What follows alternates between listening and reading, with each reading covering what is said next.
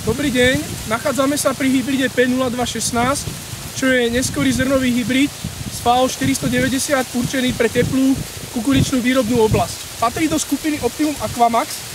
Radi by sme vám tu predstavili túto produktovú líniu. Sú to hybridy špeciálne vyšľachtené za účelom znášania teplých a suchých podmienok. Vyznačujú sa niekoľkými vlastnosťami. Ako vidíte, sú vyberané vzrastlé genotypy veľmi vysoké rastliny, ktoré majú vyšší počet listov. Tým pádom aj efektívnejšiu fotosyntézu. Ďalej majú rastliny bohatší koreňový systém, ktorý je schopný v prípade sucha zabezpečiť rastline vodu aj z hlbších vrstiev pôdneho profilu. Ak sa pozrieme na listy, na listoch sa nachádzajú prieduchy, ktoré sú zodpovedné za výpar vody rastlinou, čo je vlastne hospodárenie rastliny s pôdnou vlahou.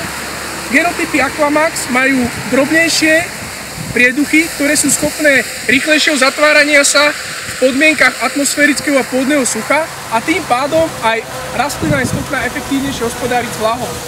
Ak rastlina dokáže byť dlhšie zelená, dokáže aj viacej vyprodukovať, napríklad ak rastlina ostane životaschopná, čo je len o 10 dní dlhšie, v podmienkach sucha dokáže dosiahnuť vyšší výnos. V neposlednom rade je to zlepšenie aj čo sa týka samotného kvetu a šúnku. Rastliny produkujú bohatšie blizny, ktorým zabezpečuje dokonalejšie opelenie a oplodnenie v podmienkach sucha a majú výrazne hlboké zrná. Tým pádom v závere vegetácie dokážu vyprodukovať viacej sušiny.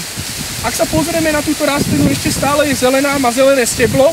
Je to veľmi dôležité pri neskorých hybridných kukuriciach, pretože dokážu ešte zužitkovať v závere vegetácie pôdnu vlahu.